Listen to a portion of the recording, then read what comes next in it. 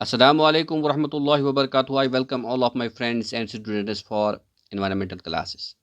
Dear students, today's class is for the 11th and the topic that we are going to discuss is the structure of ecosystem, or we may say that how ecosystem functions. तो आज जो हमें topic पढ़ना है वो ये पढ़ना है कि ये जो इकोसिस्टम होता है इसकी क्या स्ट्रक्चर होती है, या ये जो इकोसिस्टम होता है ये कैसे फंक्शन करता है। तो अगर हम बात करेंगे इकोसिस्टम की, तो इकोसिस्टम क्या है? It's a living place of an organism. जिस जगह पे ऑर्गेनिजम्स रहते हैं तो वो उसका इकोसिस्टम होता है, चाहे वो ज़मीन पे रहते हों या जंगलों में रहते हों या पानी में रहते हों, हवा में रहते हों, तो ये सब उसका इकोसिस्टम होता है। तो इकोसिस्टम में क्या होते हैं? Basically we study the living and the non living components of environment. तो ये जो इकोसिस्टम होता है इसमें दो किस्म के कंपोनेंट्स होते हैं, लिविंग भी होते हैं तो नॉन लिविंग भी होते हैं।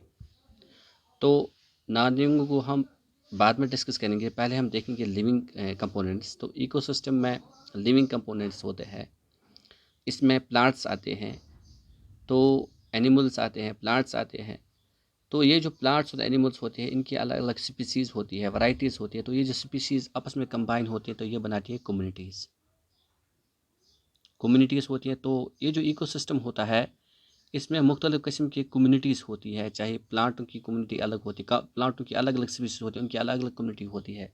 इसी तरह से एनिमल्स होते हैं, तो ये जो एनिमल्स होते हैं इनमें अलग अलग स्पीसीज़ होती है, तो अलग अलग स्पीसीज़ की अलग अलग कम्युनिटी होती है। तो अलग इसी तरह से ये अपने हिसाब से इकोसिस्टम में इंटरेक्ट करते हैं with the non living component of environment. तो अगर हम बात करेंगे लिविंग कंपोनेंट की, तो लिविंग कंपोनेंट जो होता है इसको हम कहते हैं बायोटिक कंपोनेंट। बायोटिक और bio means life, component means portion of the part. Biotic component of ecosystem. तो इस बायोटिक कंपोनेंट ऑफ इकोसिस्टम में आते हैं प्लांट्स, एनिमल्स, माइक्रो ऑर्गेनिजम्स।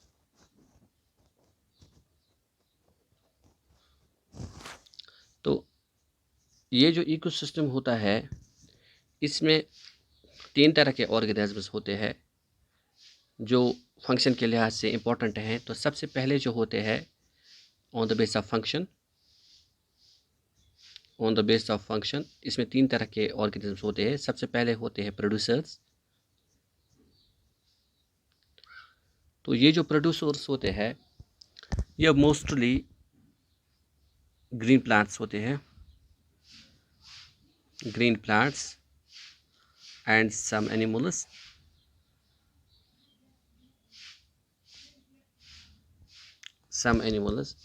तो ये जो प्रोड्यूसर्स होते हैं they produce the food.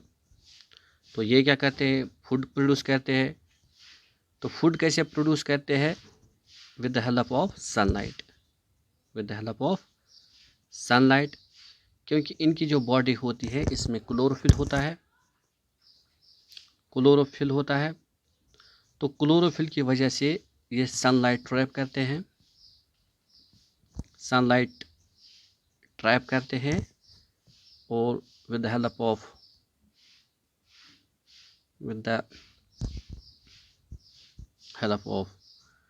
Carbon dioxide and water ये बनाते हैं ग्लूकोज। तो इस प्रोसेस को कहते हैं हम फोटोसिंथेसिस। तो ये जो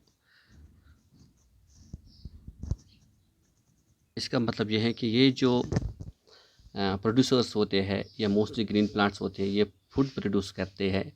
तो फूड कैसे प्रोड्यूस करते हैं कि इनकी ये जो प्रोड्यूसर्स होते हैं ये प्रोड्यूस करते हैं food with the help of sunlight. इनकी जो बॉडी होती है, बॉडी सेल्स होती है, इनमें क्लोरोफिल होता है, और जो ये क्लोरोफिल होता है ये सन लाइट को ट्रैप करता है। तो इसके अलावा ये रूटों से पानी एब्जॉर्ब करते हैं। इसी तरह जो लीव्स होते हैं वहाँ से ये कार्बन डाइऑक्साइड को एब्जॉर्ब करते हैं। तो इस तरह से ये आपस में मिल जाते हैं प्रेजेंस ऑफ सनलाइट, तो ये बनते हैं बनता है ग्लूकोज, और इस प्रोसेस को कहते हैं फोटोसिंथेसिस। तो ये जो ऑर्गेनिजम्स होते हैं ये फूड प्रोड्यूसर्स होते हैं, तो ये सब ग्रीन प्लांट्स होते हैं, इनको हम कहते हैं प्रोड्यूसर्स। इसके बाद दूसरा जो कंपोनेंट होता है उसको हम बोलते हैं कंज्यूमर्स। तो कंज्यूमर्स वो होते हैं जो इन प्रोड्यूसरों को खाते हैं, इनसे एनर्जी हासिल करते हैं। कंज्यूमर्स वो होते हैं which get energy from energy और food from producers.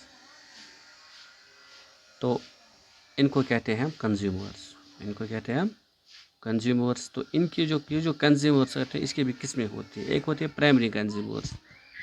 Primary consumers होते हैं वो जो ग्रीन प्लांट्स को खाते हैं, विच ईट ग्रीन प्लांट्स।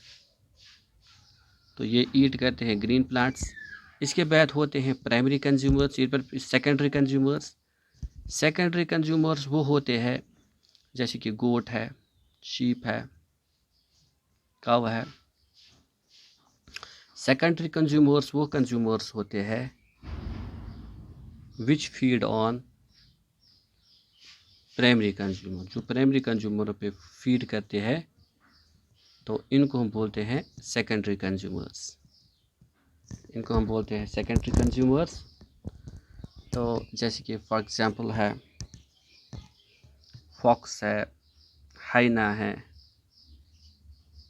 जैकल है, एट्सेट्रा। इसी तरह से टर्शरी कंज्यूमर्स होते हैं,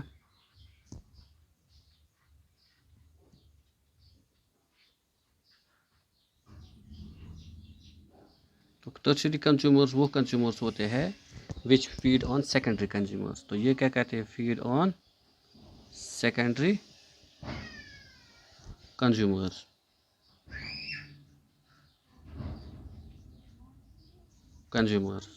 जैसे कि फॉर एग्जाम्पल टाइगर है, लिपर्ड है, या इसी तरह से होते हैं क्रोकोडाइल्स, एट्सेट्रा। तो ये होते हैं टर्शरी कंज्यूमर्स। इसके बाद एक और होता है जिनको बोलते हैं हम डिकम्पोजर्स। तो ये जो डिकम्पोजर्स होते हैं ये माइक्रो ऑर्गेनिज्म्स होते हैं, माइक्रो ऑर्गेनिज्म्स होते हैं विच डिकम्पोज,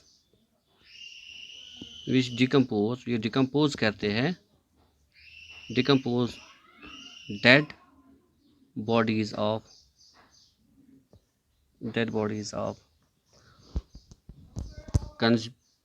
प्रोड्यूसर्स एंड कंज्यूमर्स। तो इनको हम कहते हैं डिकम्पोजर्स।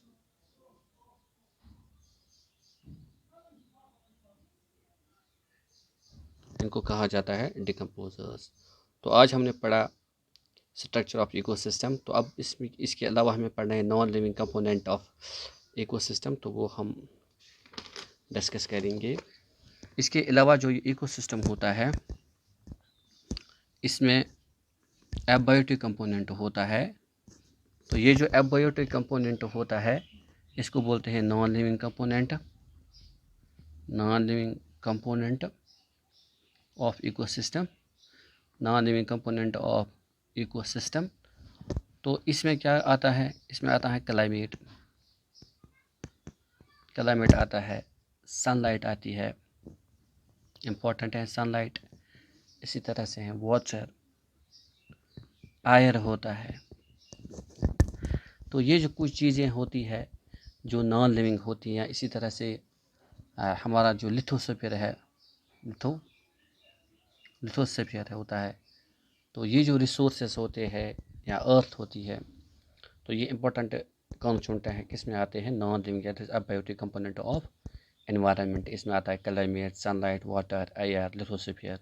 तो ये जो चीज़ें होती है which are important for the survival of the life, तो इसको कहते हैं हम एबायोटिक और non living component of environment. तो ये जो इकोसिस्टम फंक्शन करता है when abiotic and Abiotic and abiotic component of environment, when they interact each other and influence each other, then the ecosystem functions properly. तो जब जिस तरह से ये जो ecosystem होते हैं, they interfere,